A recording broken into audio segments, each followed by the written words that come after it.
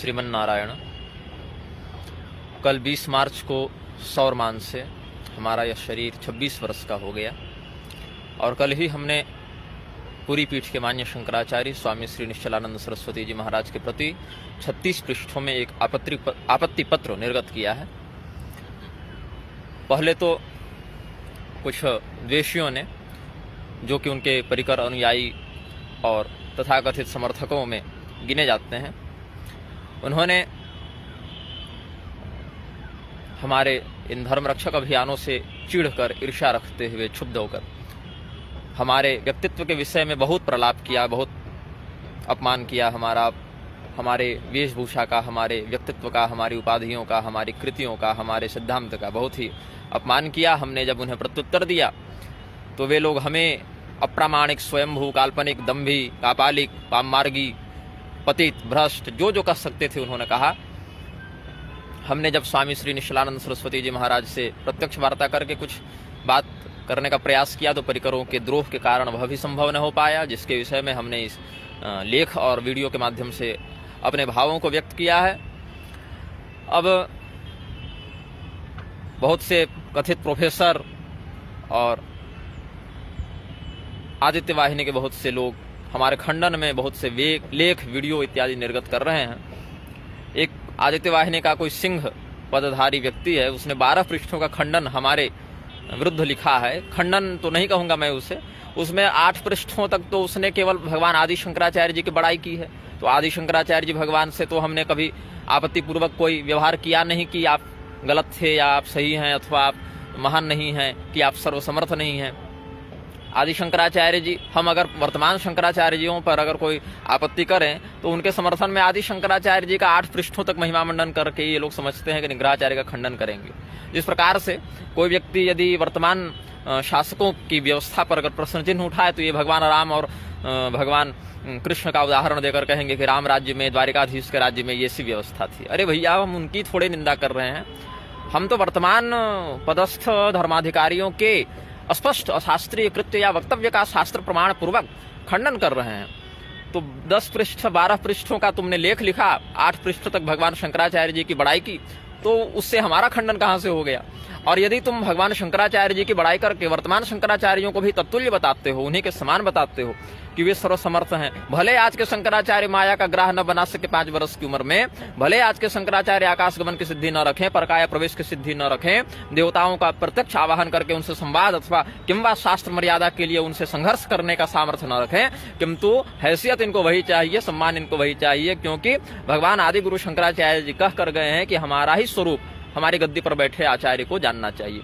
लेकिन भगवान शंकराचार्य जी ने जो ये कहा, अन्यथा रूढ़ पीठोपि निग्रहारो मनीषिणाम, इस बात पर इनका ध्यान नहीं जाता कि हमारी गद्दी पर बैठकर अगर कोई धर्मशास्त्र का विहिंसन करे उसका भी विरोध किया जाना चाहिए। और इन सभी बातों के आधार पर ही तो श्रृंगेरी के शंकराचार्य जी का, द्वारिका के शंकराचार्य जी का ये लोग विरोध करते आए हैं ना आज तक। जो पूरी शंकराचार्य जी का विरोध नहीं हो सकता क्योंकि वे सर्वसमर्थ हैं, शंकराचार्य के पद पर आसीन हैं, तो क्या द्वारिका या श्रृंगेरी के शंकराचार्य जी में थोड़े कम भगवान ने सांकरत्व प्रतिष्ठित किया था क्या? वे सर्वसमर्थ नहीं हो सकते? मतलब शंकराचार्य के 4 पीठों में मात्र पूरी पीठ ही एकमात्र सर्वसमर्थ है, जबकि आप स्वयं देखें तो संसाधन की दृष्टि से हो या ज्ञान की दृष्टि से हो अथवा प्रतिष्ठा की दृष्टि से हो, विपन्नता सबसे अधिक पूरी पीठ में व्याप्त हो गई है। और स्वयं पूरी पीठ का बाकी 3 पीठों से कोई सामंजस्य भी नहीं चलता, बल्कि बाकी 3 आमना पीठों का आपस में सामंजस्य बढ़िया चल रहा है। श्रृंगेरी का द्वारिका से, द्वारिका का ज्योतिर्मठ से, ज्योतिर्मठ का श्रृंगेरी से कोई विरोध या कोई विद्वेष नहीं चल रहा, इन पूरी वालों का सबसे चल रहा है। लेकिन इसके बाद इनको कहना है कि जो है सो हम ही हैं। तो हमने यह प्रश्न किया कि यदि स्वामी करपात्री जी ने 5 पीठ बनाए, 5वीं पीठ की स्थापना की, उन्होंने 5 पीठों को माना काशी सुमेरु को लगाकर, तो पूरी शंकराचार्य जी जब ये कहते हैं कि 4 ही पीठ और 4 ही आचार्य होने चाहिए, तो स्वामी करपात्री जी का विरोध उन्होंने किया ना। तो पूरी शंकराचार्य जी का तो तुम लोग इस बात पर विरोध नहीं करते। और जब 4 पीठ और 4 आचार्य की बात को कहकर भी पूरी शंकराचार्य जी स्वयं काशी सुमेरु जाकर नव शंकराचार्य का अभिषेक कर देते हैं, तो इस बात पर भी तुम्हें बदतो व्याघात नहीं दिखता, तुम इसका भी विरोध नहीं करते इस कृत्य का। तो इस स्थिति में तुम्हारी शास्त्र निष्ठा कहाँ जाती है? ये तो व्यक्ति निष्ठा हो गई ना, कि गुरु जी ने कह दिया कि 4 ही पीठ 4 ही आचार्य होते हैं, तो कहा जी गुरु जी वही सही है। और अगर गुरु जी ने स्वयं ही अपने 4 पीठ और 4 आचार्य के सिद्धांत पर श्रद्धा न रखते हुए 5वें पीठ पर जाकर अभिषेक कर दिया, तो कहा कि हाँ गुरु जी हम इसको भी मान लेते हैं। और फिर उन्हीं 5म शंकराचार्य का अभिषेक करने वाले गुरु जी ने जब कामची काम कोटि का, जिसका प्रमाण मार्कंडेय संहिता शिव रहस्य आदि में वर्णित है, वहां पर जब उनका विरोध कर दिया कि हम उनको शंकराचार्य नहीं मानते, तो फिर ये चेले फिर कहेंगे कि हमारे गुरुजी जो कहते हैं सही है। गुरुजी सुबह उठकर कुछ और कहें, शाम को कुछ और कहें, दोपहर में कुछ और करें, तो चेले जो है सो गुरुजी के हर बात पर हाँ में हाँ मिलाते जाएंगे। कभी प्रश्न करने का साहस तो करो। गुरुजी ने कह दिया कि गौतम बुद्ध भगवान के अवतार नहीं, तो चेले मान लिए। लेकिन अग्नि पुराण में जब भगवान ने कहा, पद्म पुराण में जब भगवान शिव ने कहा, विष्णु धर्म पुराण में जब भगवान विष्णु ने कहा, और भगवान विष्णु ने ही महाभारत में जो सबाद लक्ष्य महाभारत है उसमें जब कहा, भगवान मध्वाचार्य जी ने या वादिराज तीर्थ स्वामी जी ने जब कहा, तो इस बात को ये लोग नहीं मानेंगे। अब चलो मध्वाचार्य जी और वादिराज तीर्थ जी को परसंप्रदाय का कहकर अगर नहीं मानोगे, लेकिन अग्नि पुराण को तो मानोगे, और अग्नि पुराण को नहीं मानोगे, पद्म पुराण को नहीं मानोगे, विष्णु धर्म पुराण को नहीं मानोगे, महाभारत को नहीं मानोगे, तो क्या तुम्हारे गुरु जी के चक्कर में हम वेदव्यास जी, भगवान महादेव, भगवान विष्णु की बात को नकार दें? तुम्हारे ही पूर्वाचार्यों के परंपरा में जो नारायण पद्म भव वशिष्ठम की बात आती है, तो नारायण को न माने कि पद्म भव को न माने। अभी ये लोग एक नया प्रपंच लेकर आए कि शबरी जी ब्राह्मणी नहीं थी, मतलब सूरदास जी भी गलत लिख गए, भक्तमालकार भी गलत लिख गए, भगवान वेदांत देशिक ने महर्षि शौनक का जो मत बताया, महर्षि शौनक भी गलत थे, और भूसुंडी रामायण को बोलने वाले भगवान ब्रह्मदेव भी गलत थे। जो है सो हमारे गुरुजी सही हैं, और गुरुजी के खिलाफ कुछ नहीं हो सकता, क्योंकि गुरुजी शंकराचार्य हैं। लेकिन यही अगर दूसरे पीठ का शंकराचार्य हो, तो गुरुजी के चेले फिर जागृत हो जाएंगे कि नहीं, उन्होंने ऐसा कैसे कर दिया, उन्होंने ऐसा कैसे कर दिया। अद्भुत क्या कहें इसको, बौद्धिक दोगलापन हम इसके लिए कहेंगे।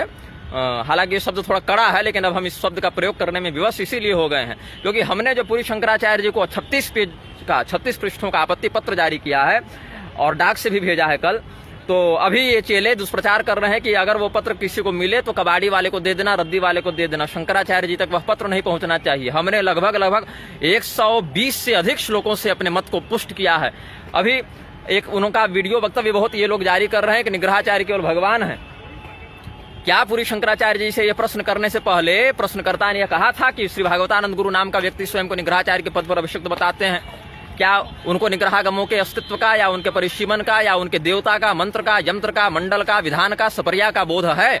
यदि है तो हमारी अशास्त्रीयता का खंडन करके उनको ये वक्तव्य जारी करना चाहिए था कि अमुक अमुक प्रमाण युक्ति या सिद्धांत के आधार पर हम निग्रहाचार्य के रूप में श्री भागवतानंद गुरु को स्वीकार नहीं करते, ये उनको जारी करना चाहिए था। लेकिन निग्रहागमों के, निग्रह मंत्रों के, निग्रह देवताओं के, निग्रह यंत्रों के, निग्रह मंडलों के संपूर्ण परिज्ञान के बिना उन्होंने यह जो वक्तव्य जारी कर दिया कि निग्रहाचार्य केवल भगवान है, उसी आधार पर कल को यह कह दे कि जैसे निग्रह शक्ति भगवान की शक्ति है, उसी प्रकार अनुग्रह शक्ति, कल्याण शक्ति, सांकरी शक्ति भगवान की है, इसीलिए केवल भगवान ही शंकराचार्य हो सकते हैं, दूसरा नहीं। कहने को तो कल ये भी कह देगा कोई कि हम आपको शंकराचार्य नहीं मानते, क्योंकि शंकर तो केवल महादेव है और शंकराचार्य केवल वो है, आप कैसे हो गए, आप तो शिव जी का अवतार नहीं। तब वहां पर अपनी परंपरा का प्रमाण दीजिएगा ना, शास्त्रीय संदर्भ दीजिएगा ना।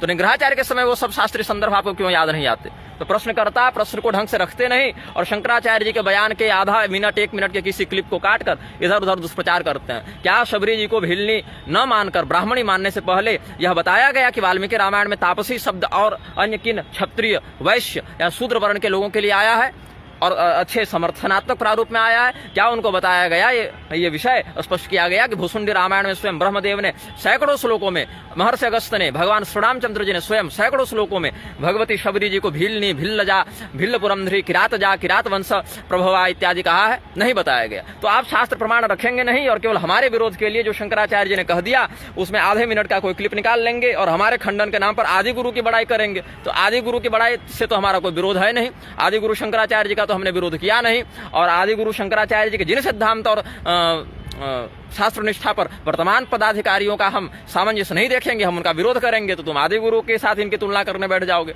इस प्रकार से तो हम यह भी कह सकते हैं कि यदि आदि गुरु के समान यही है, तो फिर जो आज के शासक हैं वो भी राजा सुधनवा चौहान के समान है। इसलिए आज के शासक जो कर रहे हैं वो सब सही कर रहे हैं, तो फिर क्यों शासन तंत्र को आपके शंकराचार्य गाली देते रहते हैं? ऐसा नहीं होना चाहिए ना।